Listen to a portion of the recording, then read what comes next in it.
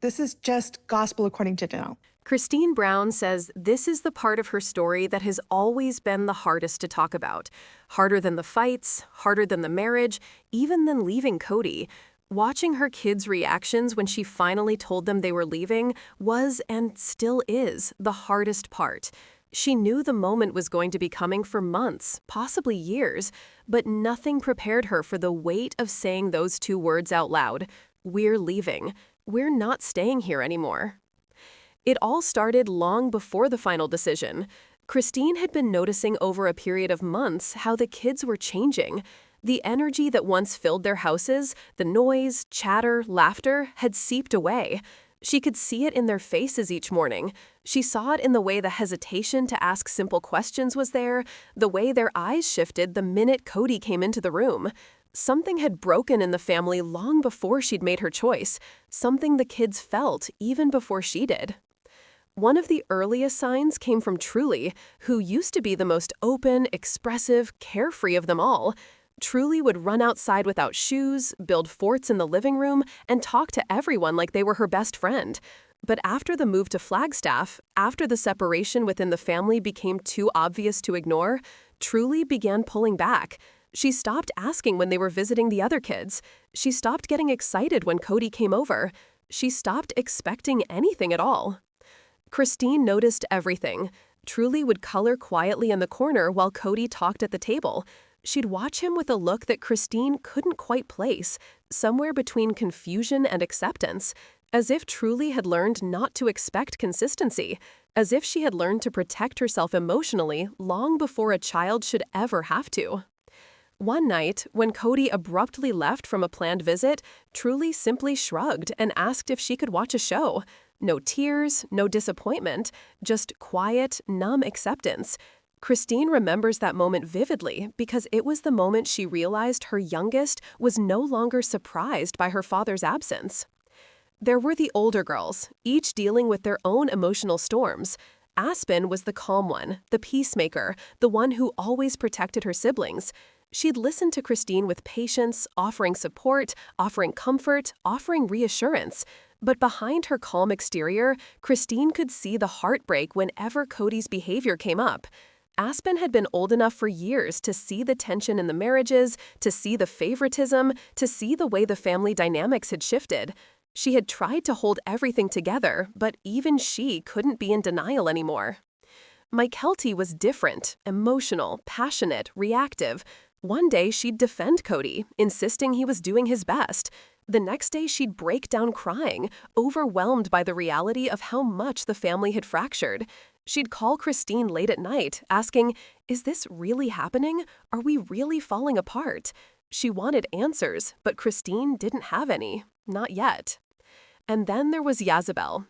Her relationship with Kody had already been through its hardest moment, the surgery, the absence, the explanation that left her hurt in a way Christine had struggled to help her heal from. What father misses his daughter's major surgery? What father chooses principles over presence? Yazabel took the disappointment like a punch to the chest, and though she rarely talked about it, Christine could see how deeply it affected her. So when Christine finally decided to break the news, she knew this conversation was one that would echo in their lives forever. The day she gathered them in the living room, she felt her stomach twist. She could hear the beating of her heart. She could feel the weight of the moment press upon her. She had rehearsed the words over and over in her mind, but when she looked at her kids, each of them carrying their own quiet pain, her voice almost broke before she even began. "We're leaving," she finally said. "We're not staying here. We're going to build a new life, a happier life." The room fell silent. Nobody breathed for several seconds. Nobody moved. They stared at her, their minds absorbing the words, trying to comprehend the reality lying behind them. Truly was the first to react, her eyebrows pulled together, her face confused. "Leaving?" she asked softly. "Leaving Daddy?" Christine knelt beside her and took her small hands in hers. "We're leaving the situation that's hurting us," she said softly. "We're making a new start." Truly stared at her for the longest time before she asked the one question Christine dreaded. "So Daddy won't come with us?" Christine felt her throat tighten. "No, sweetheart, he won't." Truly didn't cry. She didn't yell. She looked down only at her hands, processing. It was a silence that broke Christine more deeply than words ever could. Aspen was the next to move. She silently scooted closer to her sisters and put her arm around Truly. She didn't argue, didn't question. She simply nodded, a tear slipping down her cheek. She had seen it coming long before the others. She had felt the strain, understood the cracks, lived the disappointment. Her heart was breaking, yet she supported her mother completely. Mykelti, however, was taken by sudden bursts of energy. She rose and began pacing around the room, all the while muttering, "Okay, okay, okay," as if to calm herself. "Are you sure?" she finally asked. "Is this really what you want?" Christine nodded. "It's what we need." Then Mykelti broke. She sat on the floor, covered her face with her hands, and cried. Deep, emotional, painful sobs. She wasn't crying because she disagreed. She was crying because it hurt to realize that the family she'd grown up in, the family she'd believed in, fought for, defended, was truly ending. Then along came Yazabel. She didn't look shocked. She didn't immediately cry. She didn't even move at first. She just stared at Christine, with that mixture of sadness and almost relief. After a moment of silence, she whispered, "It's about time." Those words struck Christine like a wave. Not because they were cruel. Yazabel didn't say them in anger. She said them with quiet acceptance, a resigned understanding that staying had caused more pain than leaving ever could. "Maybe now," Yazabel added, "we can finally be happy." It was the moment that confirmed everything she already knew. The kids were tired, they were hurting, they needed a change, and they needed stability, love, and peace, things they weren't getting in their fractured family. But the reactions didn't end there. And there were the conversations afterward, private, individual, emotional talks with each kid about what this new chapter would look like.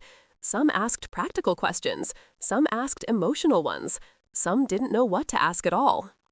One of the most painful conversations came from Peyton, who had... The days after Christine's announcement were some of the most emotionally complicated moments in her life. Having to tell the kids was one thing. Seeing how they all managed to get through their emotional aftershocks thereafter was quite another. What she had prepared for from each of them was tears, perhaps questions, even anger. She had not prepared for how uniquely and deeply personal the unraveling for each of them would be. The first morning after the announcement, there was something different in that house. It was quiet, too quiet, the type of stillness that hints at a storm that had passed and leaves debris scattered all over the place. Christine was awake early, unable to sleep, and found Truly already awake, curled up on the couch with a blanket wrapped around her shoulders. Her small face looked tired, puffy, and thoughtful. Christine sat beside her silently, waiting for her to speak. After a minute, Truly finally whispered, "Are we leaving today?" Christine shook her head. "Not today, but soon, and we'll talk about every step of it together, okay?" Truly nodded, but Christine could tell she was scared, not of the move in itself, but of what it meant. She wasn't just losing a house or a city. She feared losing whatever was left of her father's presence in her life. A little later, Christine found Isabel in the kitchen, cleaning dishes that were already clean. She moved fast, almost frantically, trying to stay busy. It was her way of coping. If her hands stayed occupied, maybe her mind wouldn't spiral. As Christine walked in, Isabel paused with a deep breath and forced a smile. "Do you want breakfast?" she asked, though she knew neither of them was hungry. Christine stepped forward, and embracing her tightly, Isabel held on longer than usual. As she finally let go, her voice cracked just slightly as she said, "I'm not sad that we're leaving, Mom. I'm sad that it got this bad." That one sentence summed up everything Isabel had been bottling inside. She wasn't mourning the move. She was mourning the years that led to it. Aspen and Mykelti came over later that day, after having talked privately with each other first. Christine could always tell when her older children had been processing something together. They arrived calm, supportive, and strangely synchronized. They walked into the house quietly and found Christine at the table. Aspen sat down beside her and took her mother's hand. "We're with you," she said softly. "Whatever happens from here, we're with you." Mykelti, however, seems to be more torn. She is emotional, passionate, and deeply connected to her past, even the painful parts of it. Mykelti sat on the edge of the couch, leaning forward, her fingers knotting together nervously. "I'm fine with the move," she said. "I really am. But part of me keeps wondering, if we're leaving, is there still a chance Dad might change? Or is that just me being unrealistic again?" Christine wanted to comfort her, but she'd promised herself she'd be honest with her kids now.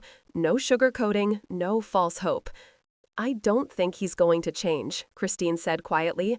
"I think if he was going to, he would have by now."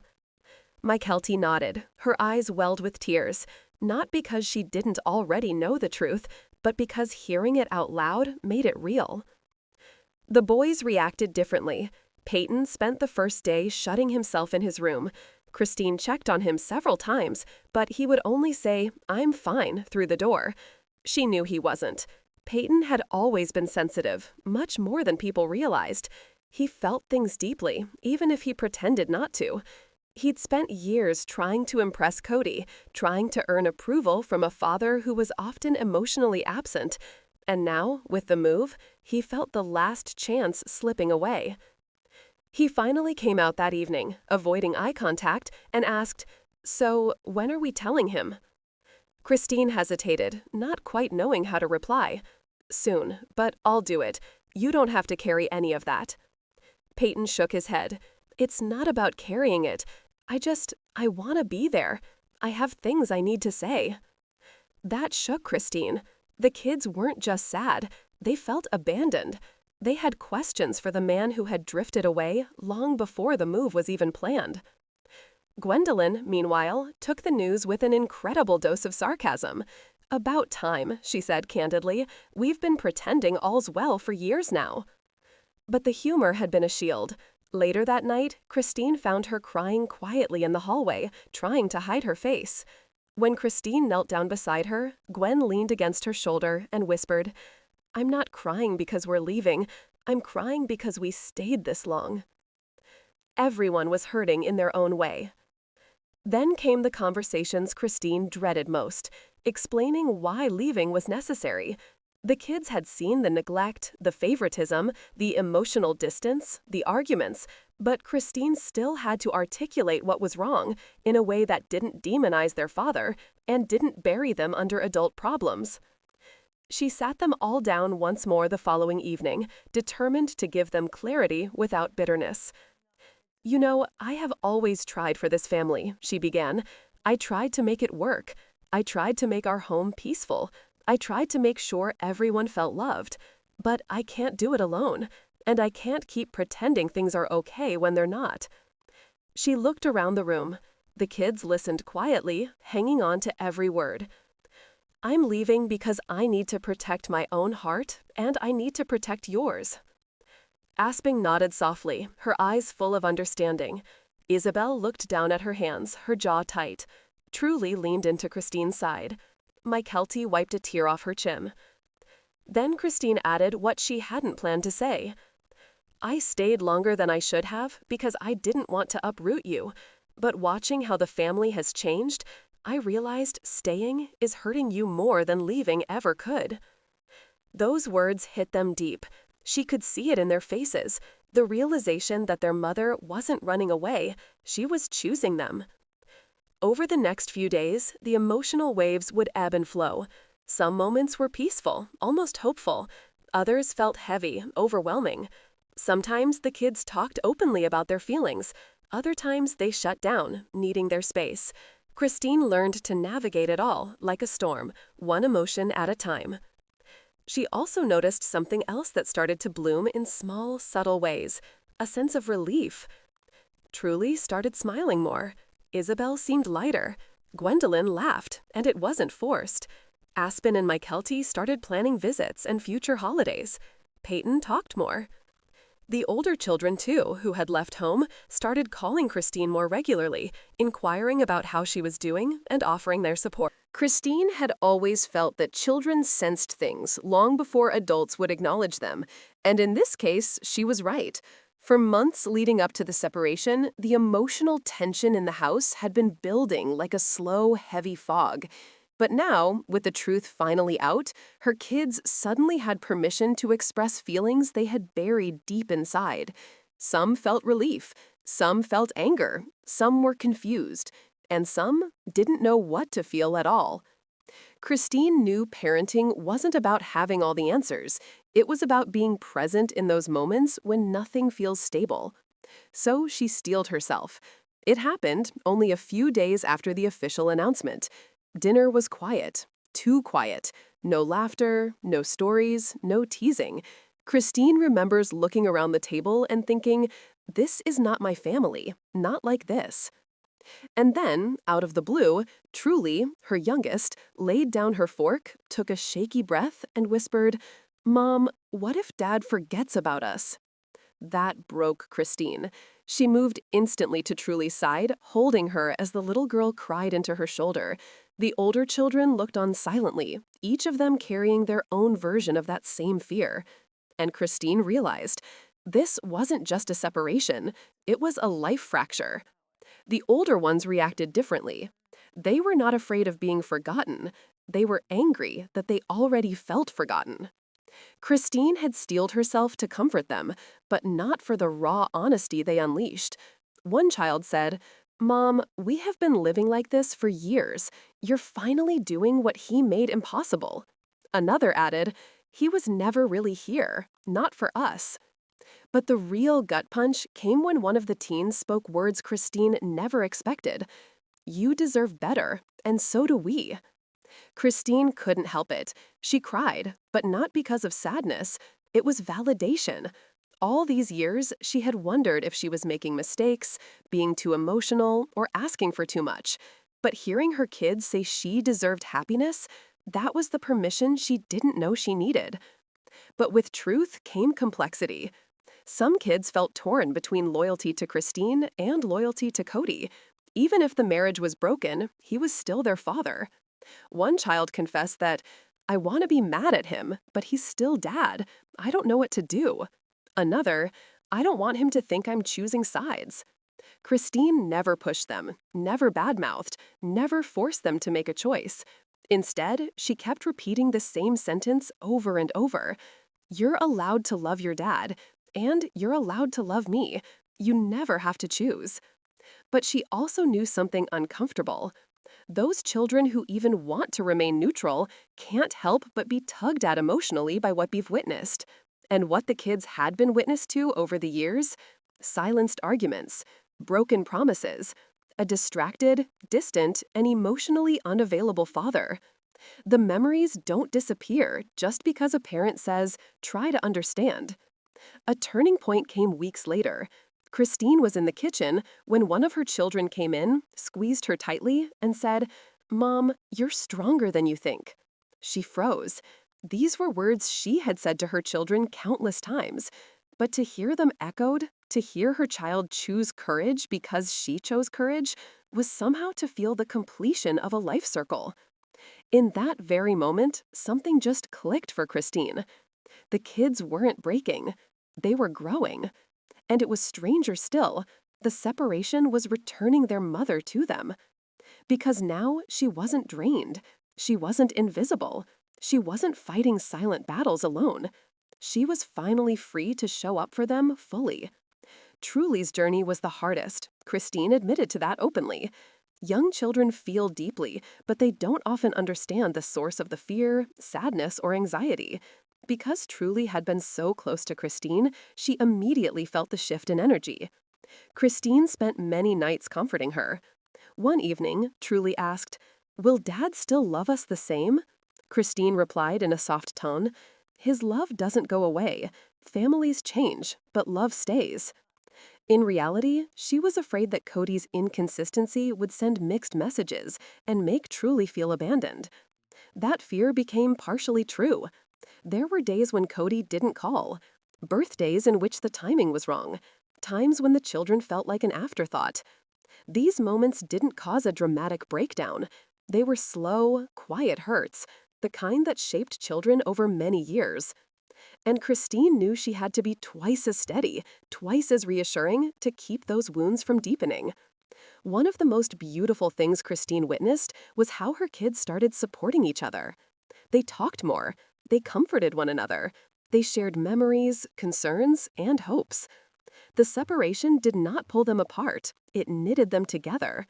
Whenever Christine seemed emotionally exhausted, one of the older sisters helped Truly to bed. Another sibling would cook dinner on tough days. Another sat with Christine through those late-night episodes of worry. They were not just a family anymore. They were a team. A team not founded on obligation, but on resilience. Eventually, curiosity turned into confrontation. The kids began asking, why didn't Dad try harder? Why was he different with other wives? Did he want us, or were we just part of the picture? Why didn't he show up the same way for everybody? These were loaded questions, dangerous even. But Christine never sugarcoated, she never lied, and she never accused. Instead, she told them the truth as gently as possible. Adults sometimes grow apart. Sometimes they don't treat each other the way they should. But his issues are not your fault. She made one thing crystal clear. You did nothing wrong. You were always enough. And that message became one of the foundations of the kids' healing. Christine always knew they would finally reach the place where her children's healing ran headlong into Kody's reality. To this point, so much of the emotional processing had occurred within Christine's home, in hushed tones of conversation, late-night tears, spontaneous hugs, and raw honesty. But change does not remain contained. Eventually, it spills outward. And in this case, it spilled directly into Kody's world. It came quietly, the first sign. Kody reached out after weeks of minimal contact. Not an apology, not a deep check-in, just a question. A simple, logistical question of schedules. Christine didn't react on the surface, but inside, she felt that old sting. It felt as if he was trying to ease back in without acknowledging the emotional earthquake his absence had caused. Still, she kept her focus on the kids. They deserved clarity, even if he couldn't provide it. When the kids learned Kody wanted to see them, their reactions were exactly what Christine had anticipated. Divided. Some were open, some were indifferent, some anxious, and one was quietly resentful, carrying wounds they couldn't yet express out loud. Christine didn't force anyone either way. She simply told them, as she had so many times before, that showing up or stepping back was their choice. Their father's relationship with them was theirs to navigate, not hers to dictate. The first meeting was uncomfortable from the very start. Kody showed up full of nervous energy, but beneath the surface, there was an unmistakable tension, a kind of defensive guilt, but had him stand stiff, over-cheery, almost rehearsed. He hugged the kids that stepped forward and stood in front of the ones that did not. It was a moment that spoke volumes beyond what any emotional talk could. Distance wasn't just physical anymore, but it was emotional too, and it had been building for years. One of the older kids broke the ice, the blunt, honest kind that Christine often relied on them for. They asked, straight to his face, why he hadn't been calling, why he seemed distant, why it felt like they were afterthoughts. Kody froze, visibly startled. He wasn't expecting confrontation, he was expecting compliance. Christine watched him struggle to gather an answer, and for a moment, she felt empathy. Not because he was innocent, but because he was finally facing the consequences of years of emotional inconsistency. He tried to explain himself. He blamed logistics, miscommunication, stress, obligations. Christine saw the kids' faces. It wasn't convincing them. They had lived through the reality. They remembered birthdays missed, holidays cut short, visits canceled with vague excuses. They had been patient. They had given grace. But children grow up, and when they do, they understand more than parents expect. When one child said, voice shaking with held in anger, "We needed you, not the excuses," something shifted. Kody's face cracked, not into tears, not into acceptance, but into something else. regret mixed with defensiveness, a man who wanted forgiveness without acknowledging the depth of the wound. Christine didn't step in. She didn't rescue him either, nor did she soften the blow. This was their conversation, and she knew interference would only take away the kids' chance to speak their truth. When the meeting was finally over, the reactions of the kids varied. One immediately cried, one silently walked away, one felt furious, and one felt relieved. And Christine simply sat with them all, knowing that processing emotional conflict was just as important as confronting it. Days later, Christine got a long message from Kody in which he said the kids were being turned against him, that they weren't seeing the whole story, that he felt misunderstood. The pattern was so familiar to Christine. When confronted with any discomfort, he deflected responsibility outward. She didn't play the blame game anymore. Instead, she calmly responded with the truth. They're speaking from experience, not influence. Meanwhile, the children continued to work through the emotional fallout. The older ones became more vocal, unpacking these hurt memories of times when they needed attention and got excuses, times when they felt overshadowed, forgotten, or just not important enough. Christine listened and quietly took in their truth. She didn't defend Kody, nor did she condone hate. She let their feelings be valid, unfiltered, and real. One evening, one of the middle kids spoke an admission that Christine had dreaded. He said, "I feel guilty for being mad at him." That sentence crushed her, because guilt, in a situation like this, is the heaviest burden a child can carry. She sat down, held their hands, and told them what she wished someone had told her when she was young. Your feelings are not wrong. Love and anger can exist at the same time. This was a turning point. The kids started to grasp that emotion isn't black and white. They could love their father and still feel wounded by him. They could want a relationship with him and still be frustrated. They could forgive without forgetting. Healing wasn't a straight line. It was a spiral of progress and relapses, breakthroughs and setbacks. Truly's transition was fragile. She was most upset by the jarring change in houses, routines, and emotional input. Kody attempted to connect with her, but children can pick up on genuine intentions in ways adults often don't give credit for. In some moments, it felt contrived, and she drew the sort that creep in so gradually that one day you glance around and the world has changed.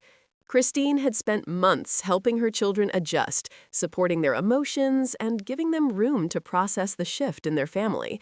She didn't expect perfection. She didn't expect harmony. She just wanted her children to feel safe, grounded, and heard in ways they never had before. And slowly but surely, something miraculous started to occur. They began to reclaim themselves. The first indication of this came from the most mundane source possible, a family dinner. It wasn't fancy or over the top, just one of those regular nights when everyone congregated around the table. But something about it felt different. The kids engaged and joked and said whatever was on their minds. There was a buoyancy to the atmosphere that hadn't been experienced in years. Christine watched them in silent amazement. For so long, tension had been their normal, always the fear of disappointing someone, always the fear of a conflagration of conflict, always the fear of not being understood. Now, for the first time, she saw what family looked like without fear. And that realization settled into her heart like a blessing. But while inside the home things were healing, outside the home, Kody struggled more than he ever let on. His attempts to reconnect with the children were inconsistent. One week he reached out often, the next he fell silent again. His messages veered wildly from warm to distant, reflective to defensive. Christine knew this inconsistency was part of what had wounded the kids in the first place, but she also knew she couldn't control his behavior. What she could do was help her children build resilience that didn't rely on anyone else's emotional stability. The more the kids healed, the braver they got. One of the older kids approached Christine late one night and said they wanted to have a deeper conversation with their father. Not to fight, not to accuse, but to explain clearly what they needed moving forward. Christine agreed, though she felt a swirl of nerves. Confrontation with Kody had always been unpredictable. But this wasn't about her. This was about a child trying to repair something broken. It was a few days later over a long phone call that the conversation took place. Christine didn't listen in, yet kept her distance, being prepared if emotions were to escalate. From what she could gather, the child was calm, firm, and honest. They wanted consistency, not grand promises. They wanted effort, not guilt-driven speeches. They wanted a relationship rooted in presence, not excuses. Kody tried to defend himself many times, but this time the child wouldn't back down. He held his own with a maturity that Christine was surprised to hear about later. No magic happened. Kody didn't suddenly change. Something, however, did shift. The truth had been clearly spoken, and there was no going back. This child walked away from the call with a new sense of empowerment instead of pain. Christine hugged them close as a reminder. To say what one needs isn't a burden, it's a strength. Over the following weeks, each child settled into his or her unique version of healing. One began to embrace openness and to ask deeper questions of the past. Another plunged into school, friends, and building their identity apart from the family. Truly grew slowly comfortable with the new normal. She still had times of confusion and longing, times when she wondered why life couldn't be simple.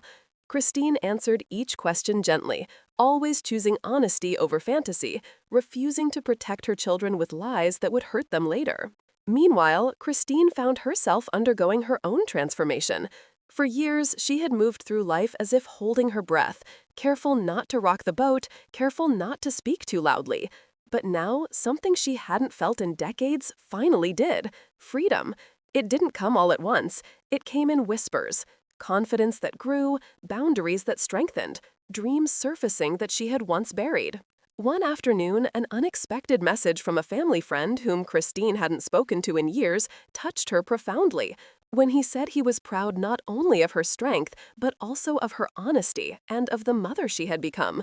What touched her was not the praise, but the fact that she had changed. She had grown into a new version of herself, one that did not hide behind fear, but had learned to trust her voice again. But perhaps the most powerful moment came when Kody requested a family meeting. Christine hesitated, unsure whether this was progress or another cycle of emotional disruption. The kids weren't enthusiastic, but they agreed. Not because they wanted to make him comfortable, but because they were ready to listen with clear eyes. The meeting was in a neutral location so that the symbolic pull of old memories would be avoided. Kody came in looking worn, like the months had carved new lines into his face. He said that he wanted to explain himself, why he had been unavailable, why he had made certain choices, why he felt misunderstood. Christine didn't say anything, just let him have the time to speak. The kids listened, some with crossed arms, some with open curiosity, some with quiet sadness. He spoke about pressure, stress, the fear of failing as a father, the fear of losing control of the family he built.